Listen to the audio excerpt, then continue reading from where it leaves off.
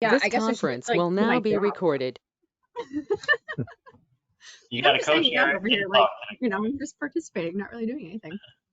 All right, well, good morning, everybody. Thank you for joining us for the November 2022 Open Science Subcommittee meeting. We have a few different kind of things on our agenda today, but we are looking a little packed, so we'll go ahead and get started. Do you want to go around in the room and do introductions, Marcus, or we want to skip them? I think we've got 14 people. We can do it real quick. Okay. I will call out names, I think, through the list, so that we can have some kind of order here. So I'm Megan Trent. I'm with FWC in the Fisheries Independent Monitoring Program. I'm here with John Peak. John, if you want to introduce yourself. I'm John. I'm also with FWC Fisheries Independent Monitoring, and I'm also a graduate student at USF College of Marine Science. Marcus. Hi, I'm Marcus, Tampa Bay Estuary Program. I think most people know me, so good to see everybody again. Maya. I'm Maya Burke with the Tampa Bay Estuary Program. And Carrie. Hi, Carrie Well Oh. with the Tampa Bay Estuary Program. Multiple Carries. My bad. Carrie Lopez, you're up too. Sorry about that. Hi, this is Carrie Lopez with FWC. Chris. Hey everybody, Chris Anastasio with SwiftMed. Good to be here. Alex, I apologize, I missed you. Oh, hey, I'm Alex Illich. I'm at also at the College of Marine Science. And Dave.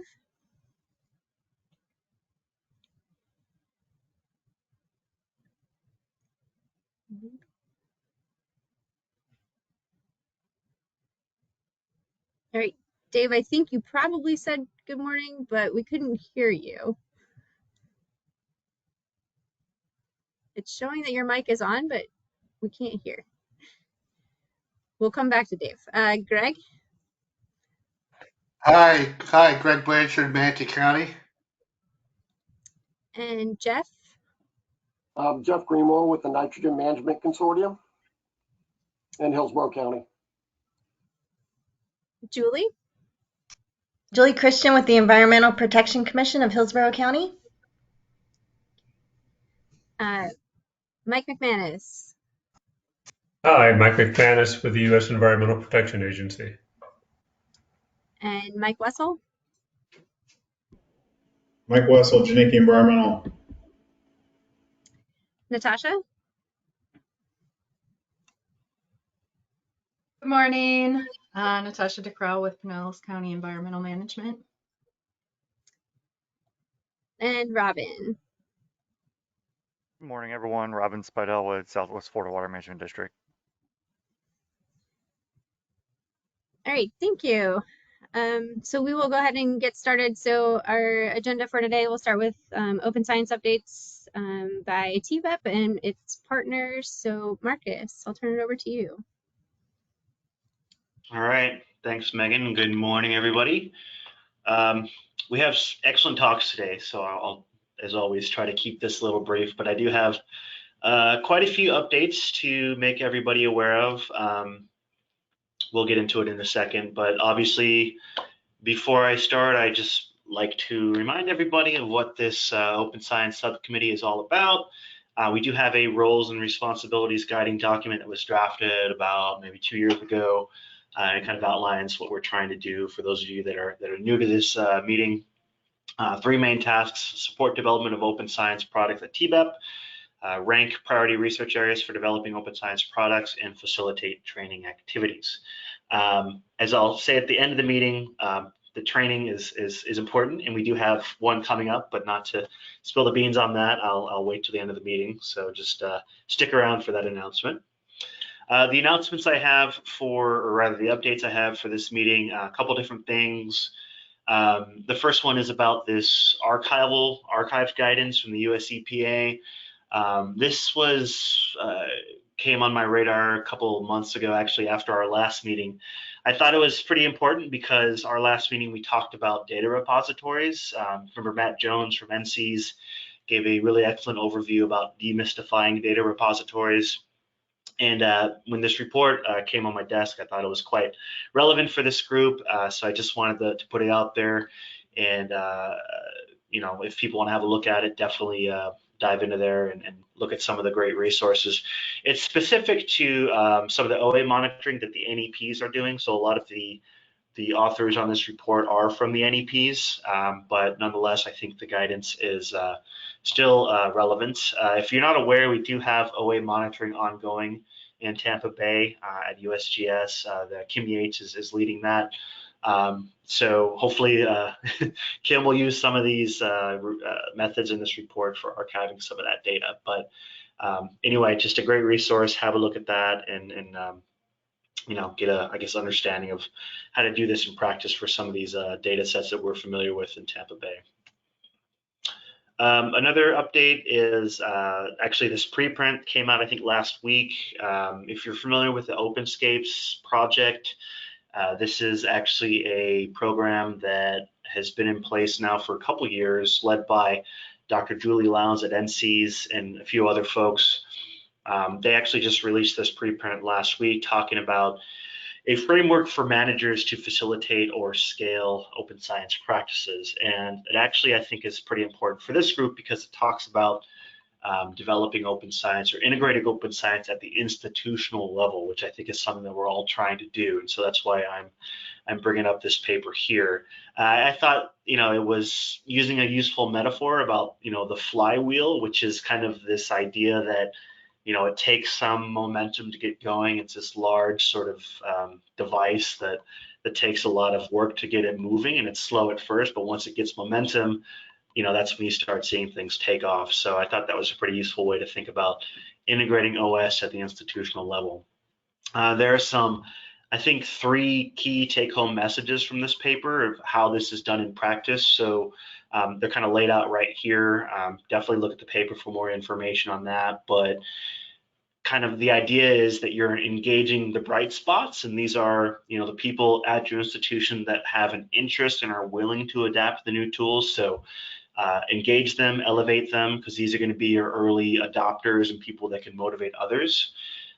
Being that this is from the perspective of like the administrator or manager, the second bullet point is to sort of empower a learning culture. So make space for open science to sort of, you know, have people learn the tools, be intentional with creating that culture. Don't just tell people to do it, but make time and space for it to happen.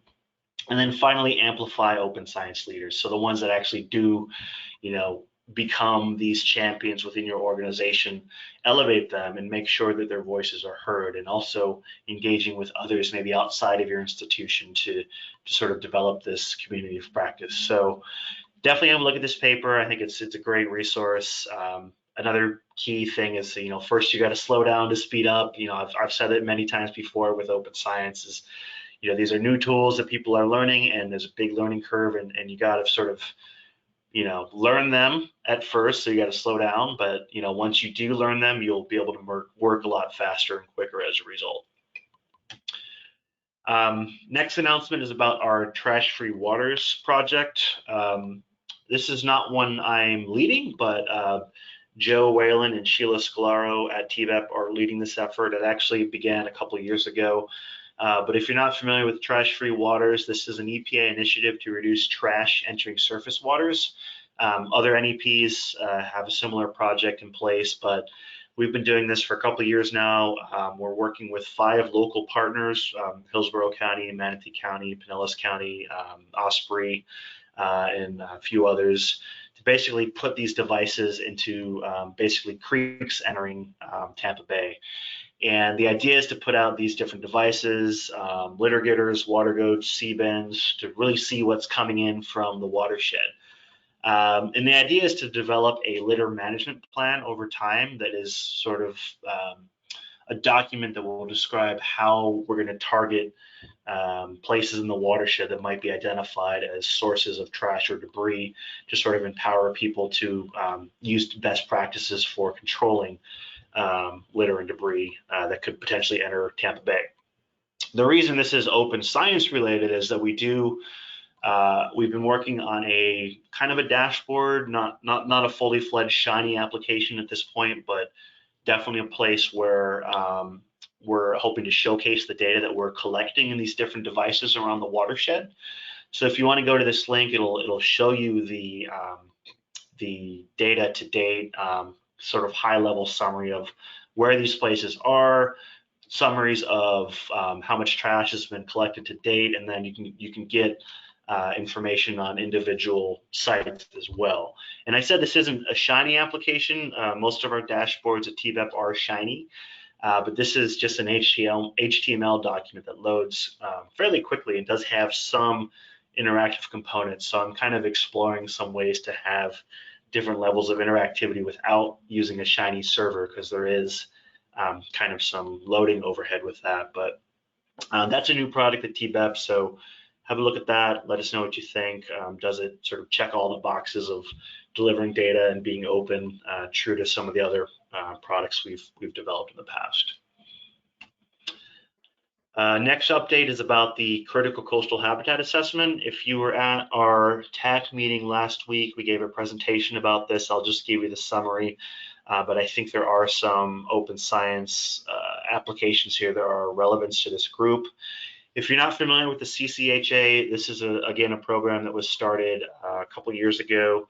It's a very long-term project, and the idea is to assess the long-term effects of sea level rise on critical coastal habitats in Tampa Bay, or basically emergent tidal wetlands, because we know these are areas that are going to be impacted by sea level rise. So mangrove habitats, salt marshes, salt barrens.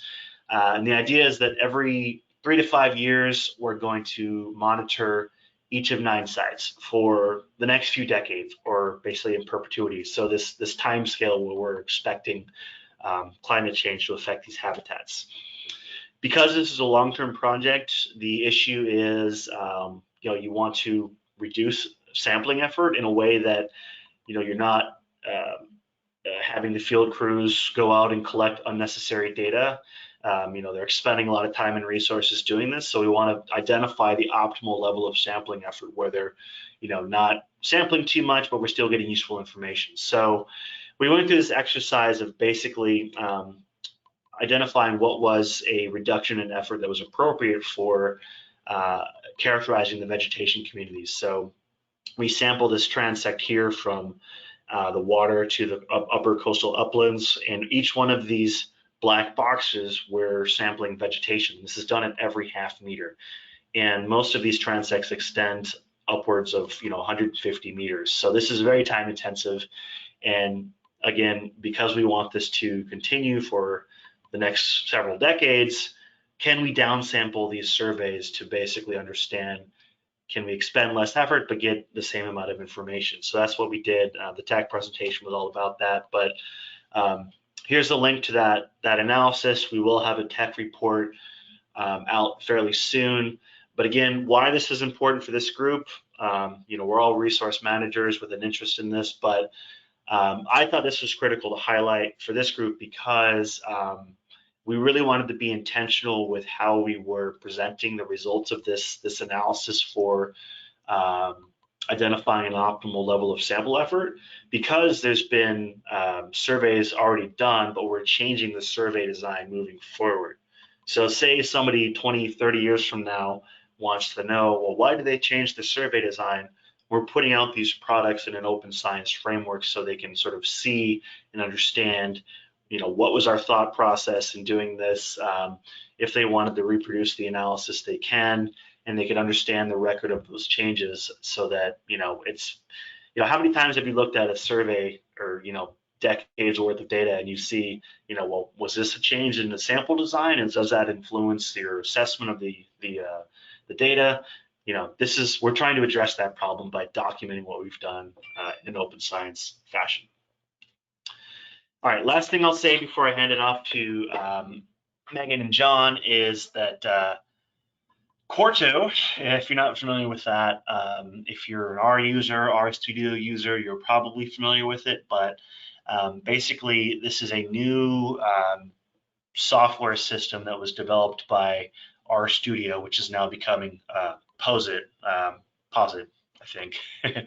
They're changing their name, but anyway, they released Quarto earlier this year. It's actually a lot like R Markdown. It's an open source scientific and technical publishing system, but it's kind of like the new hot thing for developing dynamic documents as HTML, PDF, Word, whatever, where you can integrate text and code all in the same place. So everyone in the RStats community is talking about it. I wanted to bring it up in this call because what Megan and John are going to be talking about uses Quarto. Some of the products in the things I just mentioned use Quarto as well.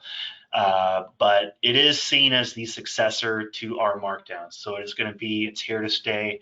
R Markdown is not going away, but Quarto adds a bunch of new features that I think make it a lot more a valuable resource for not just our users, but other individuals that have experience with other programming languages. So that's what makes it very valuable. It's language agnostic. So if you work with people that use Python often or other languages like Julia and Observable, Quarto is a way to help them use these other languages in these document preparation systems. So RStudio is playing the long game. They're trying to make their products accessible to all programming languages, and that has relevance to us because you might be working in a team of individuals that don't necessarily use R, but use some of these other platforms, and they could use Quarto as a way to work together. So I see this as a way to kind of bridge the gap among different individuals on a research team or management team that has different expertise.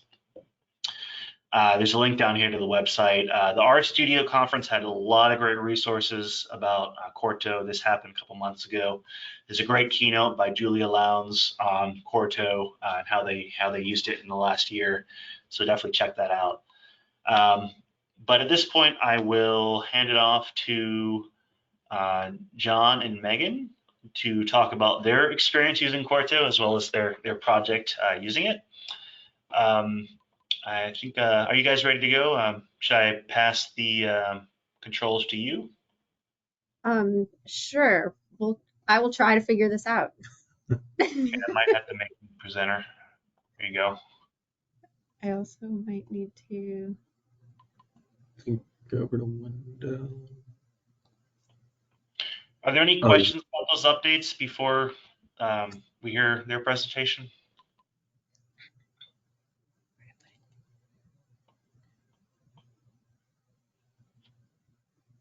All right, taking that as all in agreement. I don't know which one. Characteristics. Yeah, but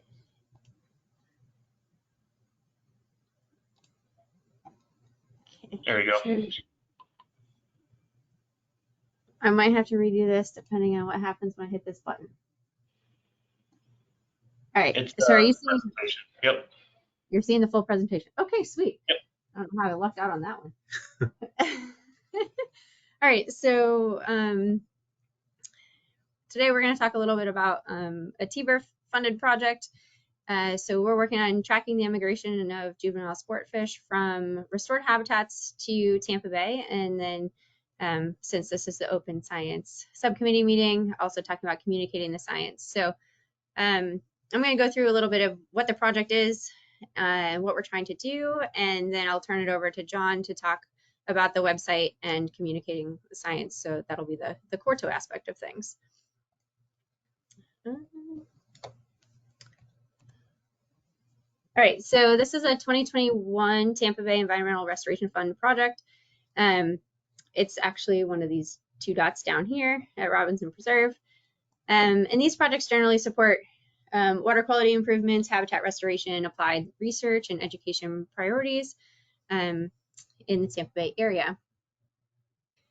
So we're working in Robinson Preserve, which is a restoration site in the southern part of Tampa Bay. Historically, they had coastal wetlands there, and then they were drained for agricultural and human use. So later on, they became fallow farmland, And in 2003, they started restoring the area. And they've been doing this in multiple phases. It's about 682 acres. It has multiple different habitats like mangrove lined creeks and salt marshes. And then there's different water bodies that are either natural ones or constructed water bodies. And those have various connections to the estuary. And they have different design features. So this is a multi-agency restoration effort, ideally to restore the hydrology of the system and also to provide nursery habitat for fisheries. So we were interested in the fisheries component of it and looking at the functionality of this habitat restoration. So our question is really, is it contributing adults to those fish populations in Tampa Bay and outside of Tampa Bay? And this idea of the actual number of contributing adults or how it contributes can be an information gap for quite a few restoration projects, even though it is a realistic metric that can be used to evaluate the success of the project. And the methodology that we're using is acoustic tagging. So just in general, we're tagging juvenile sport fish within the preserve, preferably at an age or size right before they would be expected to leave that preserve. And then we're going to track their movement from the preserve, but also within the preserve in those different water bodies with different design features. So we want to listen to fish kind of both within the preserve and outside the preserve. So inside the preserve, we can track their movements between those different water bodies. So in the map on the right, we've got those listening stations or hydrophone receivers in yellow dots. And then, so there's 7 within the preserve, and then there's 6 yellow circles outside the preserve. We've placed those near preserve exits or potential exits. And those are going to be the ones that are really tracking whether the fish are moving from that subadult or tracking fish into the subadult population from that restoration site, which is their juvenile habitat or the nursery habitat. So our tags do have a battery that will continue to ping until no battery remains. So our tags are about 2 to 3 years. And since we're tagging fish that are going to possibly be leaving the preserve fairly early, they can move great distances over that 2-year period. But the cool thing is that we can actually track them further outside the preserve using acoustic telemetry networks. So the map here has current locations of other acoustic receivers within the Tampa Bay area as of spring 2022. So every dot, regardless of color on the map, is actually a receiver. And we can pair up with these different researchers to get information from their receivers as well. So our tags can be heard by their receivers. And also in turn, our receivers can hear tags that they've put out. So we can share information to try to sort of extend that listening range and see where our fish are going even beyond our acoustic array. So like I said before, we have 13 receivers. They're the yellow circles on the map. In the picture on the bottom left, the receiver is that like black and gray cylinder kind of laying on its side. And then we have 13 water loggers. In the picture on the bottom left, the water logger is actually enclosed within that PVC tube. And in the map on the right, the blue dots are water loggers, but then if there's no blue dot within the same pond or water body, then each receiver has a water logger that's been paired with it. So that's what you see there at the bottom left. So obviously we have to catch our fish in order to tag them. So currently we're using about a 40-meter seine in these different habitats in order to catch fish that are about the size that we want. Right now we're focusing on tarpon and snook, and we also have some red drum as well. So currently we have 5 juvenile tarpon that have been tagged, 13 common snook, and then 4 juvenile red drum. And our goal is to tag a total of 40 fish per year, and we're aiming for about 20 in the spring and 20 in the fall, and that's based on their recruitment timing and sizes. So after year 2, hopefully we'll have 80 tags out there. So at the end of August, we actually did our first data download. We have over 300,000 hits on our receivers. We've actually heard from every single one of the 22 fish that we currently have tagged. This is just a really quick look at 5 of our different fish. So This plot, what you're looking at, actually every horizontal line of dots is an individual fish. They're color coded for green being inside Robinson Preserve and orange being outside the preserve. So these data go from about the end of April through the end of August. Our next download is actually going to be later this month, so we'll be able to extend the time frame here. But as you can see, you know, our fish were tagged inside the preserve, so they all start with green dots. And then we are seeing orange dots show up, which is really exciting for us because that means we do have fish that are leaving the preserve. But also, if you look at the timeline, we have some that are kind of going in and out. So they're definitely moving within the preserve and outside the preserve as well. So it'll be interesting to track these guys over the next couple of years. So with all the data that we're sort of collecting in the project that we're trying to do, we are also incorporating open science components. So the RFP actually specified open science principles. So we wrote open science practices into our grant proposal and also included some education and outreach components as well. And an archived repository is actually part of our deliverables. And so we partnered with the Estuary program to host the repository on their GitHub site because FWC does not have their own GitHub site yet. I'm told it's in the works, but we're not quite there yet. So we're going to partner with the Estuary program, which has been great, so that we can get this up and running. So we've also incorporated the Quarto website, which we actually shared with the public during a Zoom outreach event back in September. So I've included the links for everything here, and there's also a link to the recording for that Zoom event where we had 74 participants. The talk looks a whole lot like this one. So, but there are 3 other talks for the other fisheries science projects that are going on in the preserve and how everything kind of connects together. So at this time, I'll turn it over to John so that he can go over the website. Yeah, so like Megan said, we developed this website using Quarto. We kind of wanted this to be a place where the public could go and learn a little bit more about the project without necessarily having to sit through a talk or have to go somewhere in person or what have you. So this gives a really nice overview of the project itself, as well as some of the data that are coming out of it.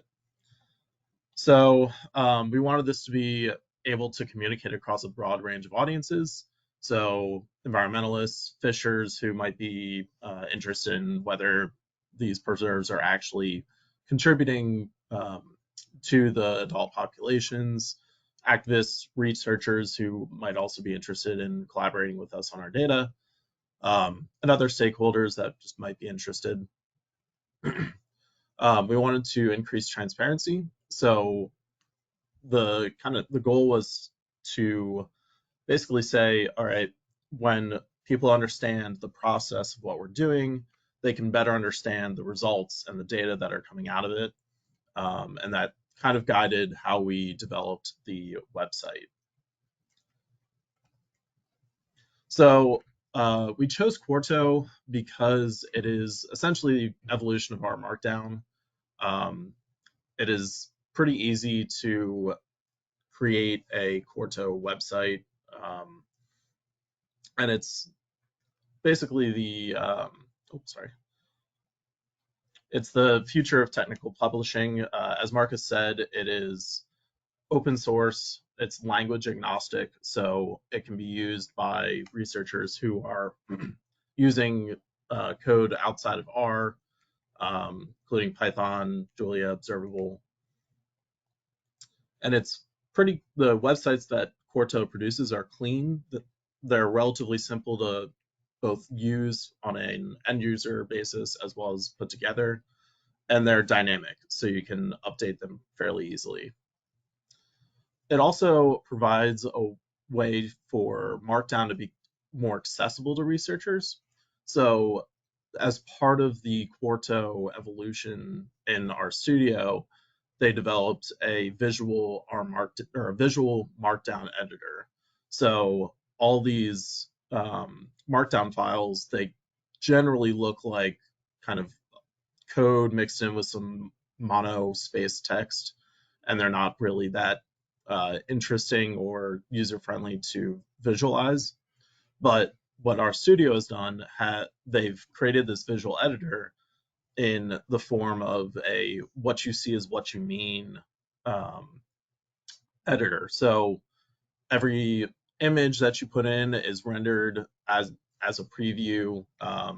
Your headers look like actual headers and not just a bunch of hashes with some text. Your text looks like what it will be rendered as. And it's just a lot easier to visualize in our studio as you're working on this, working in this interface.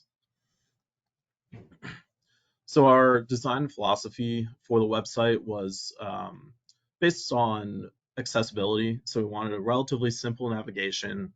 We didn't want too many navigation headers. So we have home, about, project updates, data, and contact. This provided a pretty clean interface, which again is partly due to Quarto just having a relatively clean interface. All their themes are meant to be a clean, presentable interface.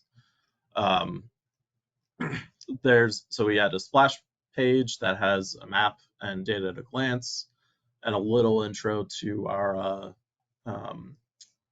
project.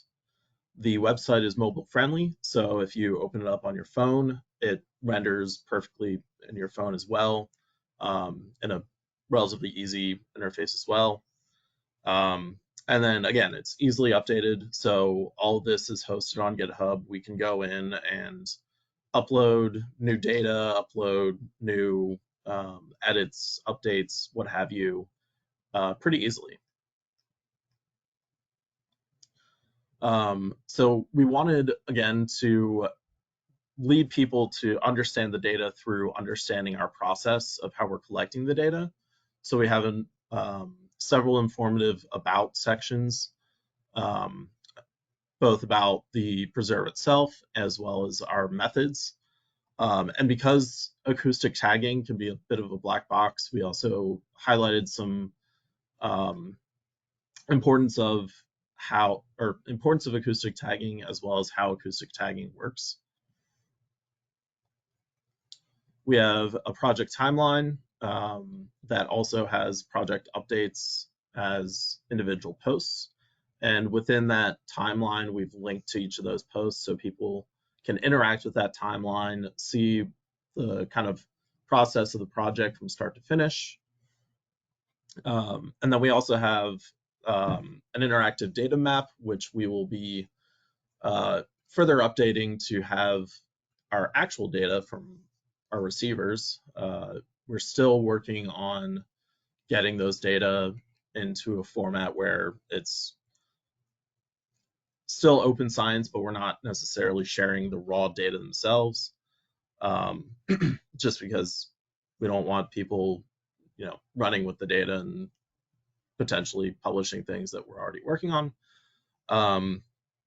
But generally, we're going to be showing detections, water quality charts, and then potentially fish movement charts like what Megan showed earlier. And we're hosting all this publicly through GitHub pages. So we have a repository shown here that as soon as we upload a commit to the GitHub repository, GitHub pages runs in the background and renders our website, and it's a super clean and automated process. Very easy to use. As long as you have a basic understanding of GitHub, you can fork this repository. You can use all of our data, see the process, see the code. So it's very open. But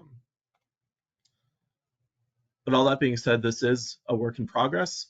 So we designed the website for easy modification. We welcome feedback both from researchers as well as stakeholders. And obviously with more data, we'll be able to produce a better product. we'll be downloading more data from the receivers in the coming month, as well as numerous times over the next several years. And hopefully from those data, we can start to tell a really cool story. And thank you. Take it over.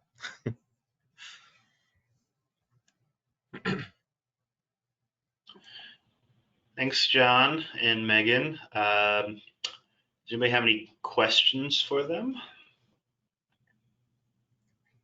Hey, Marcus. I don't know if I have necessarily a question, but I just wanted to kind of comment that, I think this is on two fronts. Just the basis of what they're doing and what y'all are doing is really awesome stuff. And I think, coming from the swim program and we worked on Robinson Preserve as one of our projects that we did with Manatee County way back when. And we're often hang our hat on habitat restoration, improving things like water quality, fisheries habitat, but it's often vague. And one of the things that we are challenged from our own board is, well, we understand it improves the habitat, but to what end, to what degree? And so I think the work y'all are doing is really important because it gives us the ability then to go back to our board when we ask for money to do restoration projects, or if we're working cooperatively with Manatee County, for example, to say that, we have numbers, we have an estimate for how many fish utilize this, or what's the lift from that habitat. So that's really great. The other thing is, I'm new to Quarto. It really doesn't. Marcus and I have had this conversation. It really doesn't flow off the tongue. It's it's hard for me to say it. Quarto, not Quattro, but Quarto. So I'm kind of new to that whole interface. But it sounds like you guys had some really good luck with it. And I haven't been to the website, but I'm definitely going to go check it out. So yeah, I just just want to make a couple of comments. Appreciate all the work that y'all are doing. I'm definitely going to bring a lot of this work back with me to swim and to the water management district so that we can get a kind of a deeper dive on what y'all are doing. So thank you, appreciate it. Thanks, Chris. Thanks. Hey, Marcus, this is Greg. I have a couple questions, if I may. Yeah, go ahead, Greg. First, about the website design and the wonderful new tool that you have for doing these. Who is the intended designer of the website? One of the program team or a graphic arts specialist? And what sort of skills do you think that they need to be successful to design an effective website with the Quarto tool?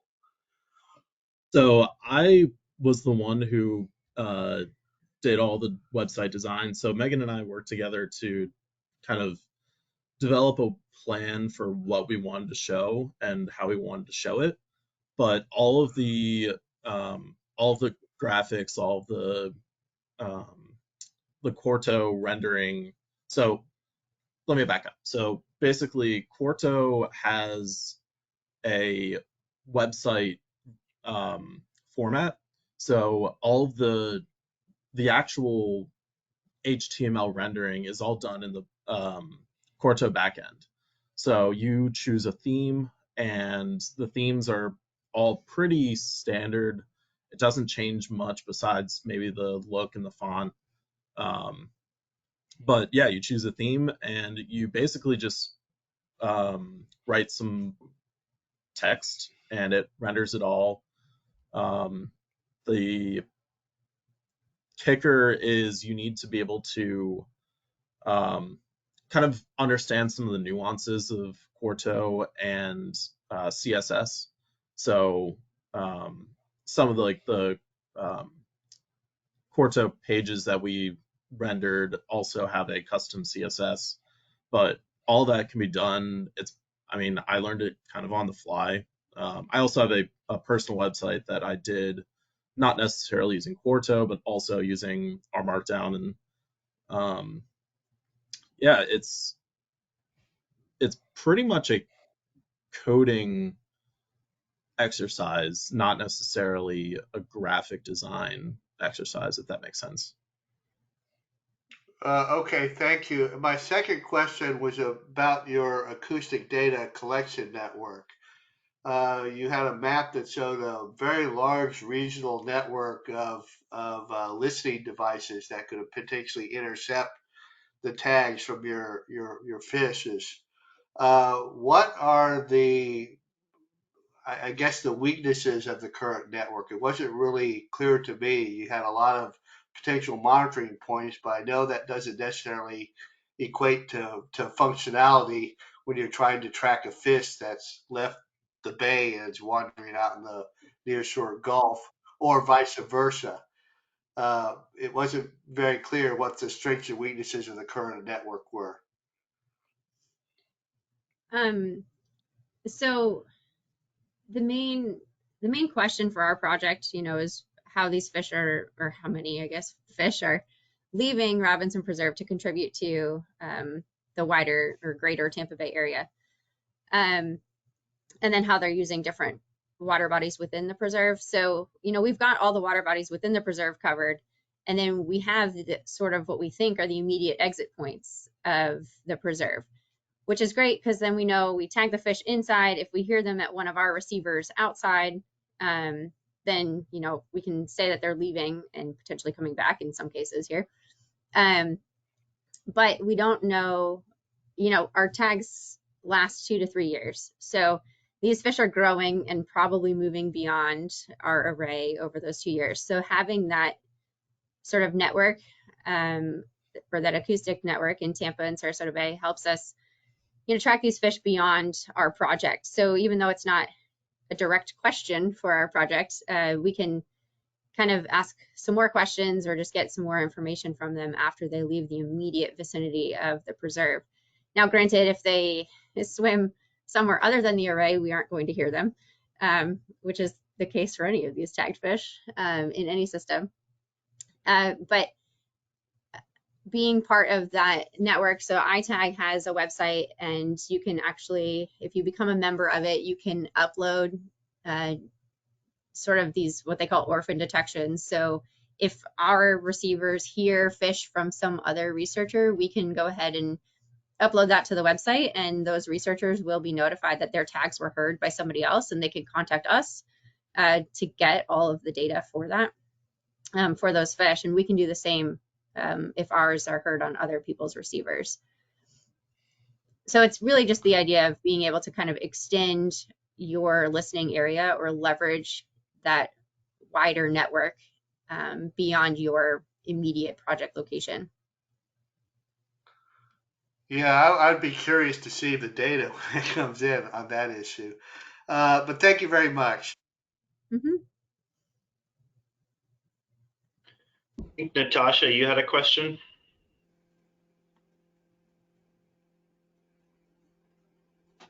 Hi, yeah. So for someone that doesn't dabble with GitHub too much, and is kind of a beginner, but interested in possibilities of, kind of displaying data on special projects in this manner, what is there an easy way? I mean, I have issues right now with our IT department on having a GitHub site. So if it was something that I wanted to ask somebody else to do, or have justification to get a GitHub site, how much, like, I guess for data like this, you have a number of sources coming in, but if you kind of have a more basic structure for data, can you just kind of describe the process of how you updated a very, focused project like this and created the website? So, I mean, is it easy, or yeah, do I need to have more knowledge in these processes? So Corto makes it pretty easy to initially set up the website. So in our studio, you can create a new project and one of the options for a new project is a Quarto website. And that'll give you essentially the skeleton of whatever website you're trying to make. And from there, it's just adding different Quarto. So think of Quarto files as essentially just text files that also include code and images, what have you. So as far as setting up with GitHub, all you really need to know about GitHub is how to commit commit changes to Git and then push the commits to GitHub. Once you push those changes, GitHub essentially does all the work for you of actually rendering the website. So there's a little bit of setup that you need to do in GitHub. So when you set up the repository, there will be a tab for pages, and it'll give you like options for like what you want to call your page, if you have a custom domain, something like stuff like that. But other than that, most of the actual interface occurs in RStudio. So all of the editing, all of the coding, all of that is done in RStudio. And then once you push that to GitHub, GitHub automatically just renders it into your page's website. Okay. And as far as easy ways to kind of interface with GitHub, I highly recommend GitHub Desktop. It's a free desktop app, open source. It's probably the easiest way to manage GitHub repositories on a local PC. RStudio does have its own version of a GitHub or a Git tracker, but I find it a little clunky. I pretty much exclusively use GitHub Desktop for handling commits and pushes. And GitHub itself has a pretty good tutorial for setting up a repository, learning all the different nuances of committing and pushing and all that stuff. So, yeah. Did that answer your question at all? Yes, thank you. I did take a peek at the link that Marcus showed, and I was like, oh, this looks kind of cookie cutter and easy to use, but you know, there's usually a lot of data quirks behind it. So I appreciate that. Thank you. Yeah, not a problem.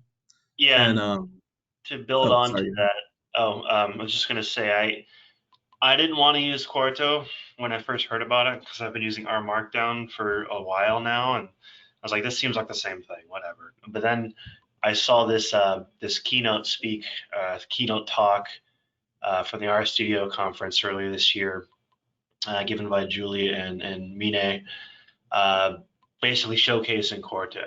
And I think in this talk they show you how to build a website in like 5 minutes or something like that. It's absurd how easy it is.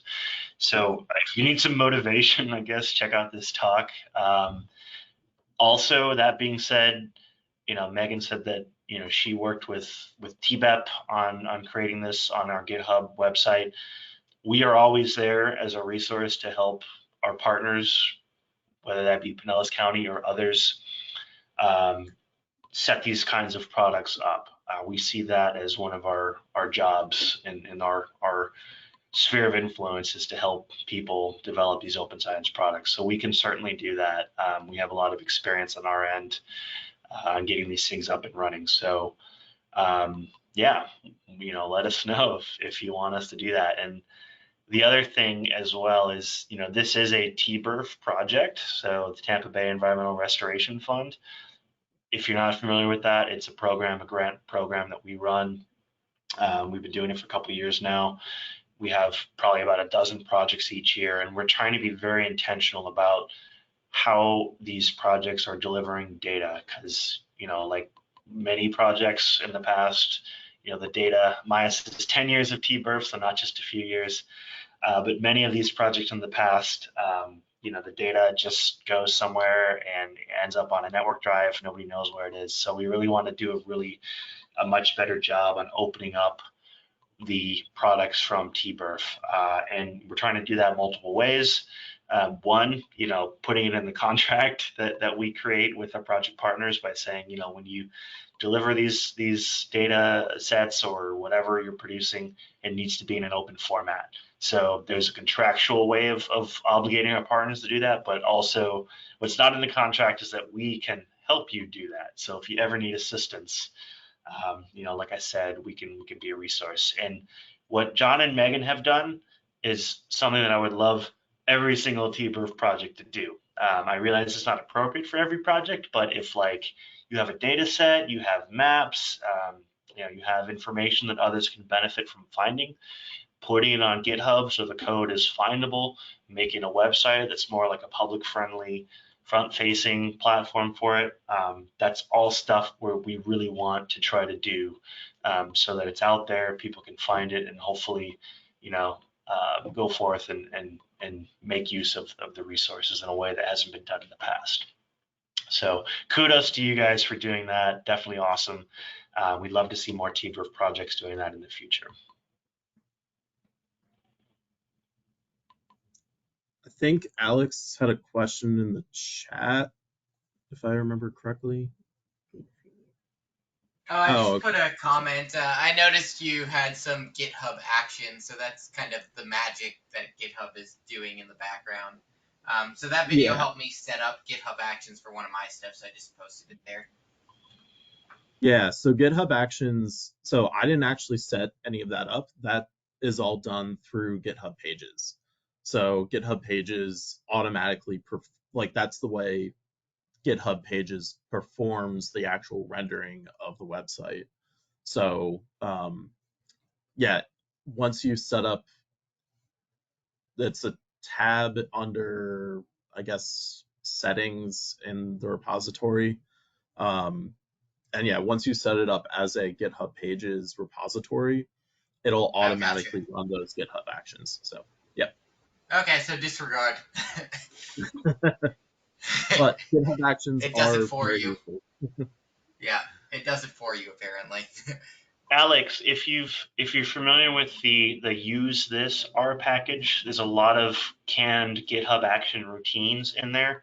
Yeah. Like they use GitHub actions R checks or whatever. There's a whole bunch of them that are out of the box, work very well for these types of things. And yep, that's exactly what I did. That video basically just tells you which use this functions to type in for your R package. Yeah, it's very easy. It explains a little bit what they're doing. Yeah. Yep. Well, I want to make sure that our next speaker has plenty of time. If there are any other questions for John or Megan, I'm just going to say email them directly. I'm sure they'd love it. But definitely thank you very much, guys, for that great talk. I see Sheila has her camera on. Hello, Sheila. Can you hear me? Yep, we can hear you. Okay, cool. I think I need to make you a presenter so you can share your screen. See, oh, you're at the bottom there. Make presenter. Yeah, I guess as a lead-in to your talk, Sheila, Greg had a question about website design. Like how did you sort of get the layout and whatnot, and I was thinking about how I would answer that question, but what Sheila's talk will be about is I guess a more comprehensive way of thinking about designing dashboards. What are some best practices? So I invited her to talk about actually this really excellent paper that was published earlier this year called 10 Simple Rules for Researchers Who Want to Develop Dashboards. I think that was more or less the title, but I'd never seen a really how-to guide for doing this, and I thought it was really relevant, especially for what we're trying to do in the Estuary program and among our partners. As Sheila will talk about, the specific context is with oyster aquaculture. So that's something we care about here, but she worked with a lot of stakeholders up in North Carolina developing a dashboard and learned a lot of great things along the way of how this is how a good way to do this, incorporating best practices. So without stealing her thunder, I'll let her talk about it. And Marcus is telling me I have to quit Google Chrome and go back. So I think I might have to leave for a second and come back. I'm sorry. Okay, I can share it on my end too. If you don't mind, that would be much easier. Yeah, I can certainly do that. Leaving the meeting and coming back. Queued up. Sorry, I'm not a big go-to meeting person, I guess. That's why we have backups. Oops, slideshow. There we go.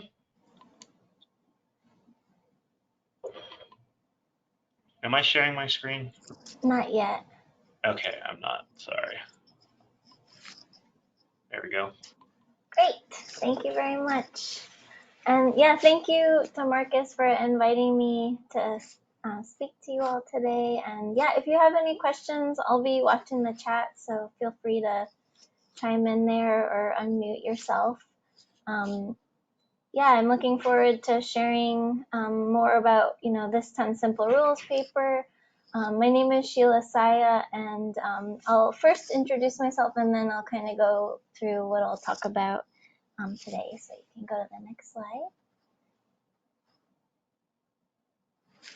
Sorry, that's my job. Yep, okay.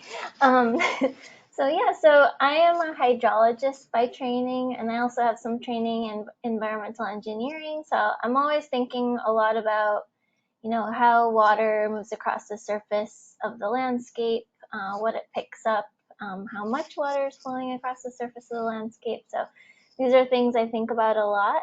And in my current position, which I'll explain a little bit in the next slide, I help manage and lead a team of folks here at the State Climate Office of North Carolina who really are charged with maintaining the functioning of over 40 weather stations that we have across the state. And we're collecting data at these stations every minute, and then it's sent back to our office every 5 minutes. So we have lots of data.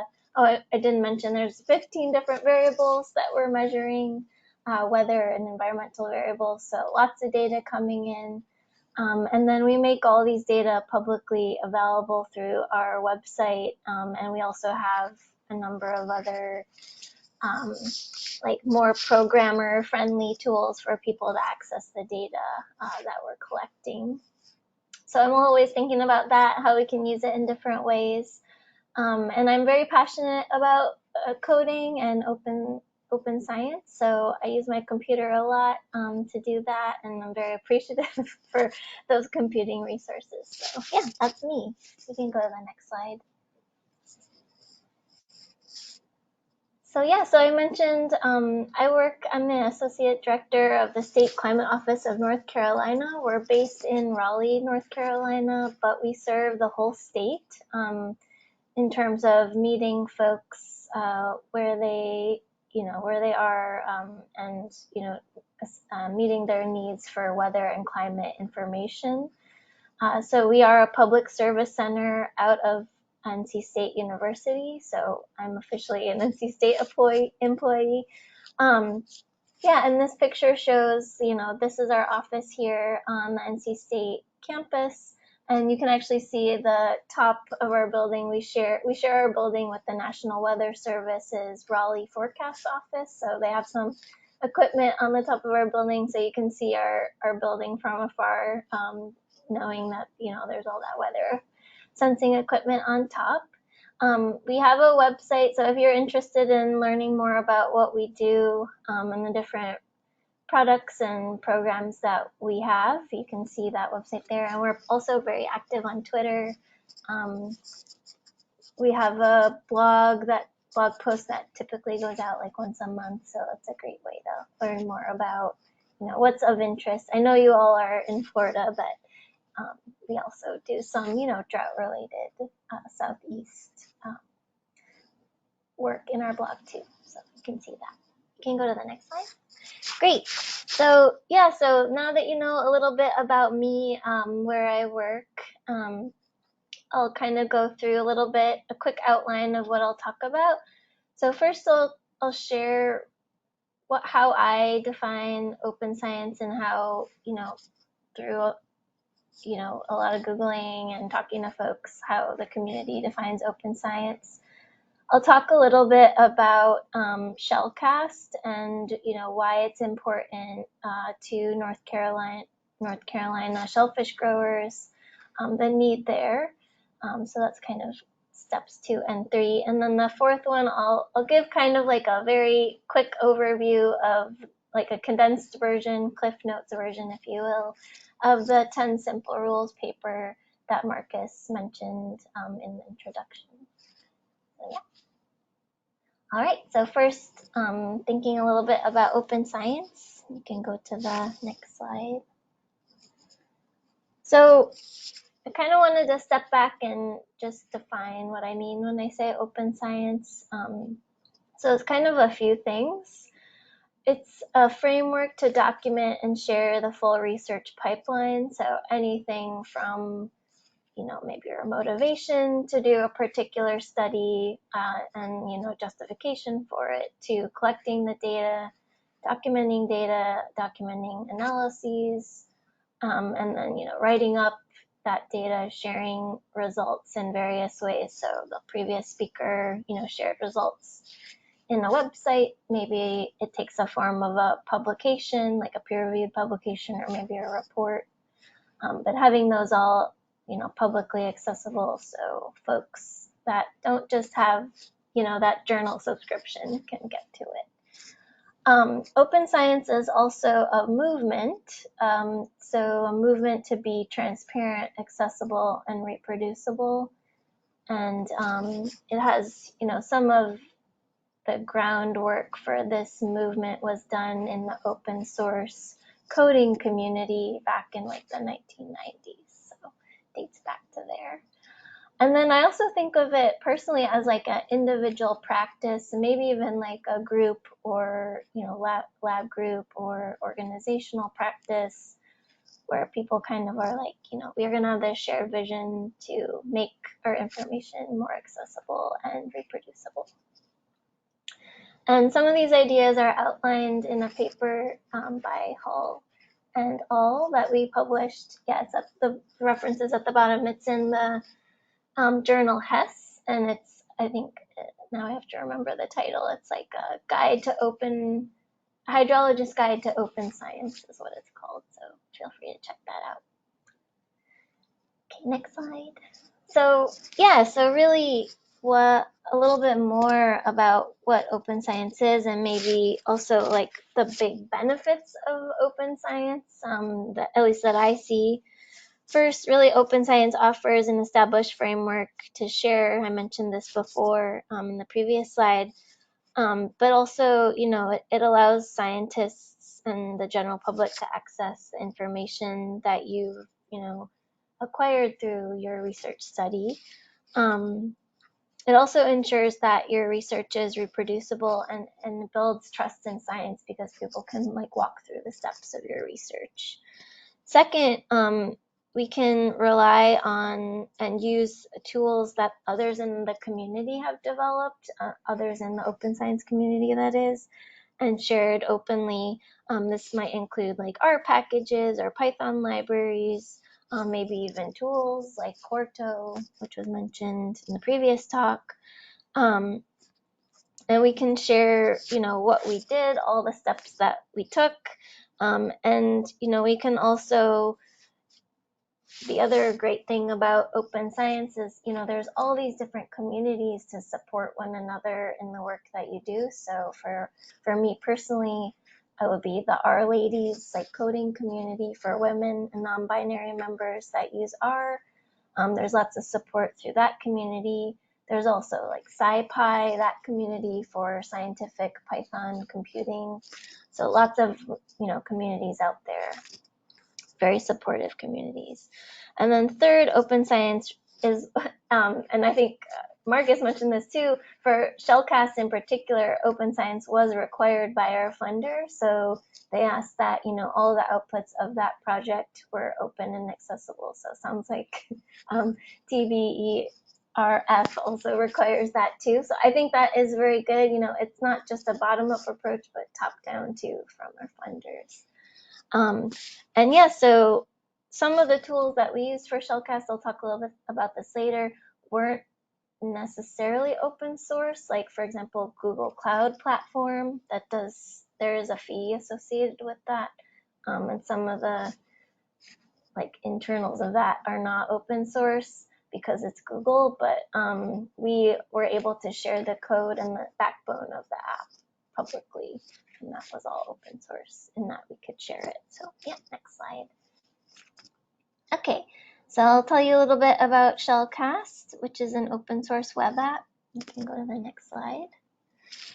So in North Carolina specifically, I know that Florida regulates shellfish harvesting differently, but for North Carolina, the state, if a rainfall event of a certain depth, and that depth varies across the coast of North Carolina. So in some areas it could be 1 inch, in other areas it could be, basically emergency conditions like 4 inches or, hurricane status basically.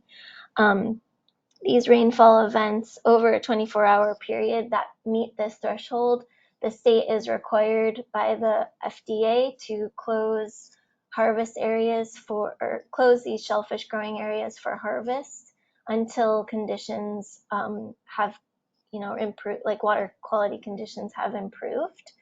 And so when these shellfish harvest area closures happen as a result of overland flow getting into shellfish growing areas and then the state closing these areas, this really impacts the shellfish industry in North Carolina because, it's hard to predict when these events will happen. Folks can look at the weather, but, that's not really tailored on their favorite weather app, but it's not really tailored to a specific location where they're growing shellfish.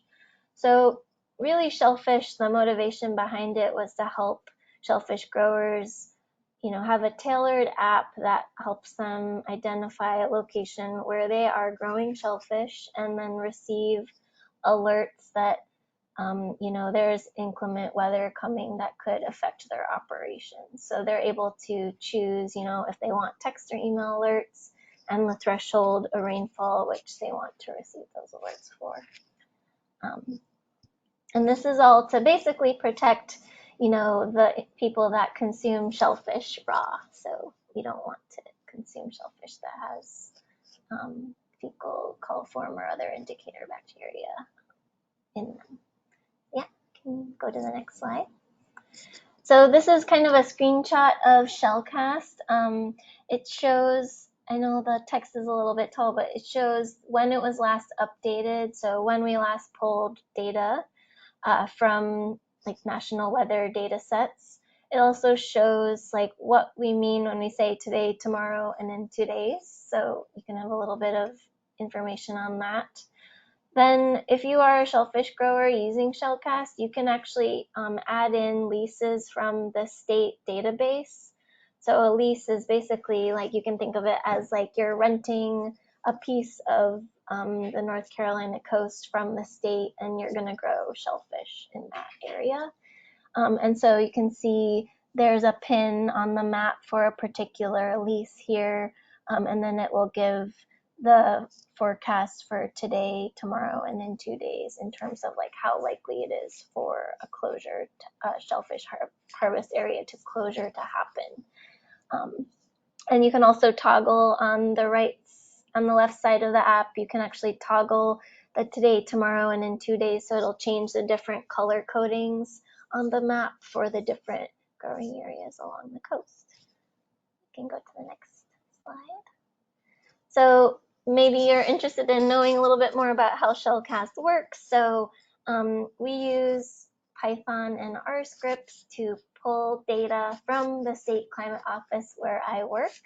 And that data basically comes from the National Weather Service. They have these different forecasts.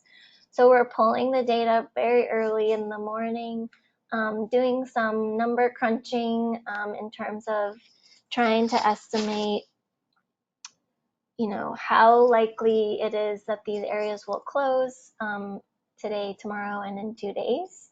And then we update a database, which is where the web app pulls the information from and allows you to see those different colors on the map, and also pulls specific information for different users who have indicated they have leases along the coast. And so all that information kind of gets done, or all that processing gets done in a series of R scripts that are scheduled each day through Google Cloud Platform, or Google App Engine and the Google Cloud Platform. So that's that little icon, that colorful cloud icon. And then this is all updated on Shellcast around 7 a.m. and alerts will be sent out around the same time. So people can either get a text or an email message with, that message that's shown on the screen. Next slide. So this is kind of like the Cliff Notes version of the 10 simple rules. So if you want to see all the rules, please check out the paper, but I'll give kind of a summary of them. So you can go to the next slide. Oh yeah, I did want to mention, here's the full paper, and it was published in PLOS Computational Biology. It is open access, so you don't have to have a subscription to that journal to read it. Yeah. Okay, so I'll walk through these 3 key takeaways in the next few slides, but just briefly, I will say that this was like the first time I really worked on developing a web app, so it does definitely come off, I think, in the tone of the paper. But Natalie and I, the 2 first authors, the co-authors, we were very novice in terms of developing web apps, so we definitely learned a lot, and that's why we decided to write this paper, because we thought other people might find it interesting and helpful. So really first, one of the most important things that we learned was really to listen and learn from the stakeholders and users. So in this case, shellfish growers, and also, the folks that work with shellfish growers, for example, in the North Carolina Division of Marine Fisheries, so our state agency, and also the National Weather Service, where we were working with them for the forecasts. Second, it was important to leverage institutional resources and knowledge. So for example, here in the case of Shellcast, that, really looked like a lot of university resources, but maybe in the case of this group, it means, asking Marcus for help with getting your data up on, a Corto website or something like that. So really, making sure that you ask for help when you need it. And then last but not least, for us, it was important for us to use open science tools, and we used them not just to share the results, but also to collaborate. So I'll share an example of how we use GitHub to collaborate, make sure we're on track. Next slide. Okay, so in terms of listening and learning from users, we tried our best to be curious and to not be defensive, especially early on. There was like a huge change that we had to make because we didn't understand the formatting of the data and like what was important to users when we first came into the project.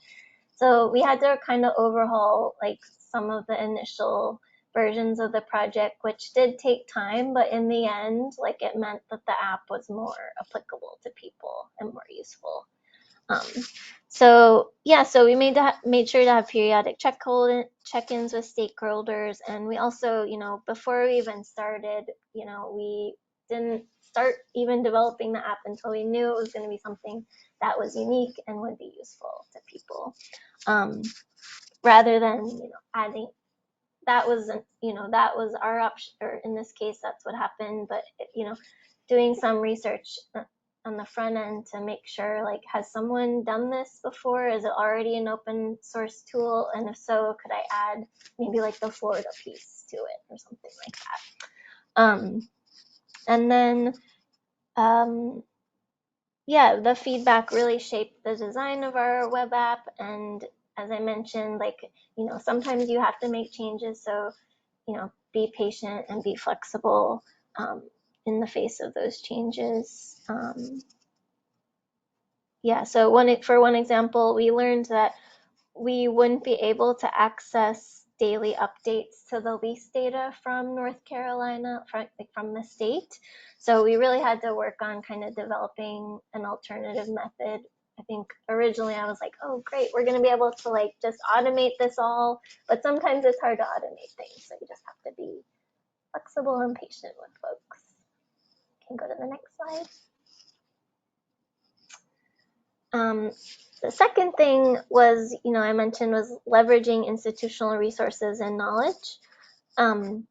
So for us, we, learned and tried to do a lot to uncover different tools that our university offered. So for example, this is why we used, at NC State, we use Google for all of our meetings and scheduling, calendars and things like that.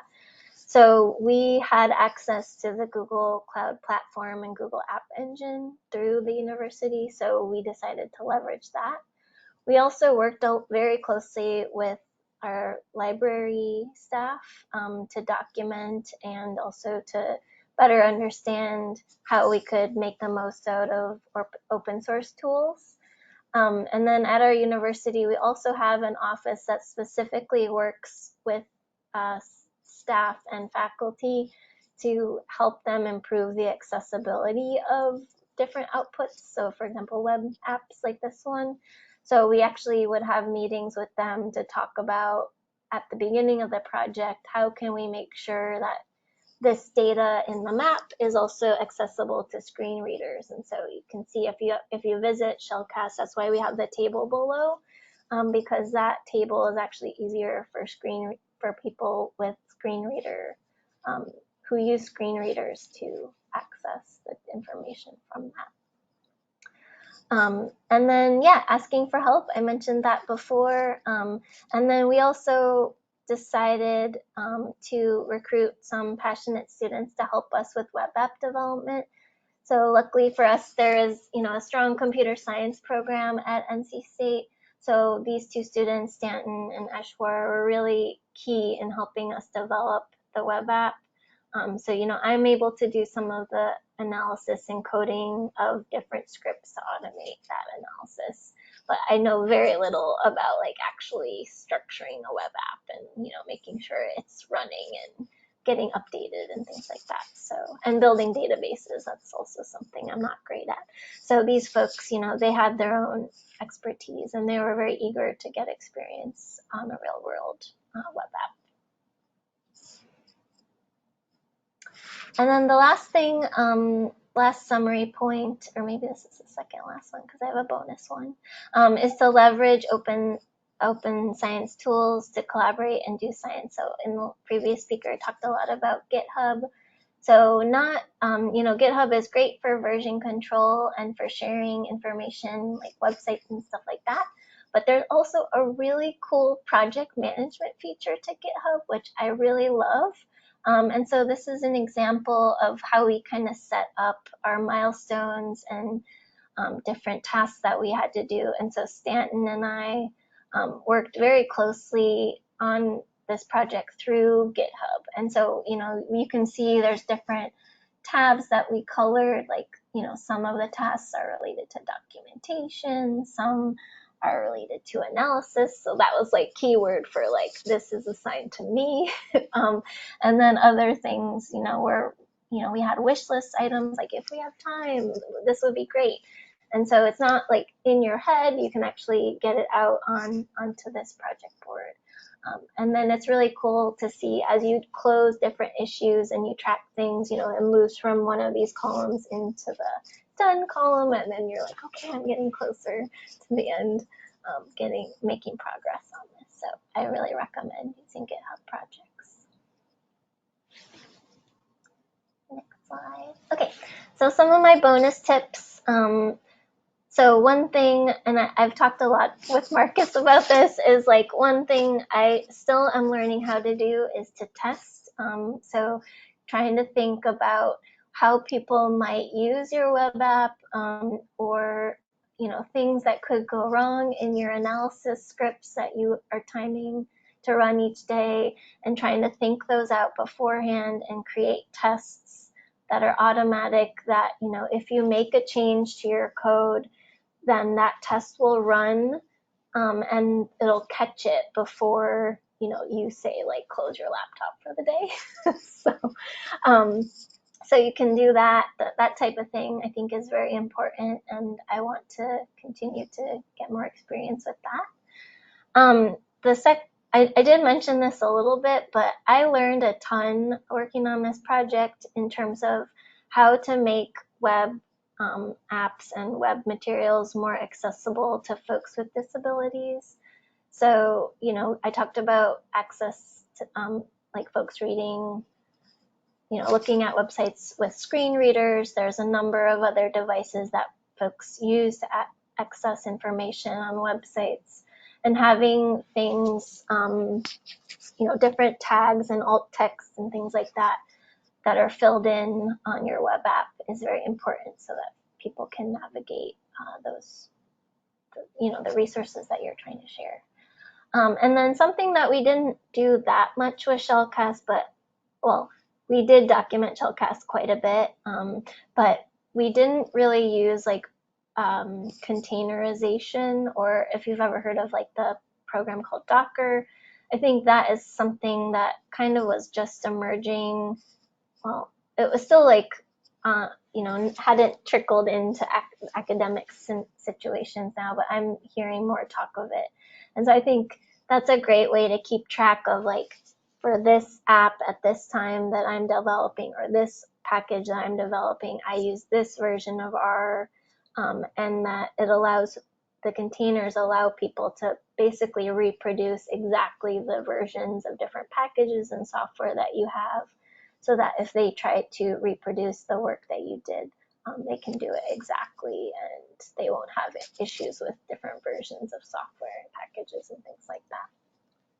And then documentation, we spent quite a bit of time documenting Shellcast, so it's usually like one of the last things people will do, but I really think it's important, especially in this case. I left the project as a postdoc. I moved into a new position, and so the project was well documented so that someone could actually take up the torch when I left. So there weren't as many,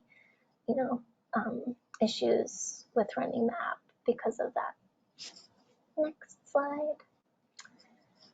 So yeah, so I mentioned Shellcast is an open source app. So if you are interested in seeing, what the backbone and analysis scripts look like, and they're all up on GitHub. You can see them here at that link there. And I believe that actually Natalie did create like a DOI for Shellcast. So for those of you that are interested in, getting credit for these things, in terms of being able to cite, you can, if you create a web app, there are ways to cite the app by creating different, like these digital object identifiers, much like you would for like a paper. So we have that one now for Shellcast as well. So next slide. So yeah, definitely wanted to say that Shellcast is not just, from me. There's like a whole team of people directly working on Shellcast, and then also collaborators. So these are all of these folks. The project was led by Dr. Natalie Nelson, and I was working as a postdoc advised by Dr. Nelson. Yeah, so next slide. And then I did want to say that like, I really think of open science as a process. It's not just like the product, like we have an open source web app, or we have, our data is open. It really is like something that, each project you sort of try to iterate, get a little bit better. At least this is how I try to do it, not try to throw all the things, try to do all the things at once, just try to like make sure, okay, this project, I'm gonna share the data set. Next project, I'm gonna actually make a website that explains how we collected the data and share the data set. You know, so you keep kind of iterating. It's hard to do everything at once when you're learning all these things. So thank you, Micah, for that wisdom. And yeah, I think I have very few minutes, but if there's any questions, thanks again for the opportunity. And if you want to get in touch with me or have any questions, my email's there. I'm also on Twitter, so there's my handle there. Yeah, so thanks a lot. Thanks again for the invite. Happy to take any questions. Thank you so much, Sheila. Any questions for Sheila?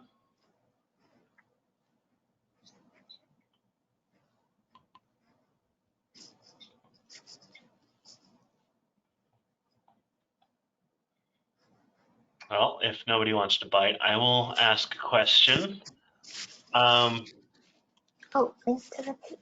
One thing, link to the paper. Yes. Yeah, I'll get that in there. But one thing that we try to stress in these meetings is like developing, resources or community of individuals that you can work with to do all these great things with open science.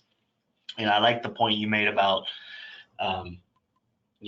the vast pool of student talent you had at NC State and being able to tap into them, not just to utilize their skill sets, but exposing them to kind of real world projects. But I think in our situation, we might not necessarily have access to, dozens of students that might have these skills or interest in doing them. And, like TBEP, for example, we're a team of 6 people, 7 now, I think. Yeah. So how would you, if you don't have access to student resources, how would you go about finding individuals that can help you with your project? I mean, going outside your institution or whatever, how would you do that? Yes, that's a very good question. I think if I did not have like the resources of NC State behind me, I would lean even more strongly on the different like coding and other communities. So like the R community, there's, Our Ladies, of course, and there's also like, there is like the R community, there's that whole forum that they have. And folks are, in my experience, like at least for the art community, folks are super supportive of one another. And so I would definitely lean on that more. There's like a ton of free online resources, so I would definitely leverage that more. And then of course, like I think this group is a great way to like connect with people that have sort of a shared interest, and like learn from one another. And then, yeah, I mean, I think that there is also maybe room at maybe this hasn't been fully realized yet, but like in our professional societies for support for this type of work. So I know back in when I attended AGU, it was like before the pandemic, we had set up like a coding help desk. And so it was basically like a table at one of the student lounges, and maybe even it could be in the more central location so that non-students could also come. But something like that where like if you're attending an annual meeting, you could kind of come to a place and like talk to other people that are interested in coding, or maybe even volunteer to help people address different coding issues at the meeting. So that was really cool. And I think, that could, like our professional societies could be a place where we, maybe they're not yet, but they could be a place where we connect on this type of stuff. Yeah, absolutely. It's all about making the connections. And I think also your point was like taking the personal incentive or motivation to develop these communities on your own. I think if you have the interest and desire, you'll find that others have similar interests and desires, and working together collaboratively to develop a shared space where, there's mutual interest in learning the tools, I think it's a lot easier than you think. So definitely appreciate that. We're a bit over time, so I don't want to go too much over, but does anybody else have any final questions for Sheila? I don't see any in the chat. Yeah, and I'm always happy to talk about R and like the stuff that we learned from this. So if anybody has any questions and maybe they're or if they are on a walk and they come up with a question that they didn't have a chance to ask, I'm happy to connect on that. I'm always interested in talking about this type of stuff. So. Yep. You're getting kudos in the chat, so thank you so much. Yeah, if anybody, like Sheila said, wants to contact her with questions, you're welcome to do so. So I guess, yes, thank you to our speakers. Thank you to Sheila, John, and Megan. Last thing I'll say before we wrap up for today, we talked a lot about GitHub and other collaborative ways, tools, platforms to share science with open methods. And along those lines, I will say that we actually have on the books now a scheduled date for open science training.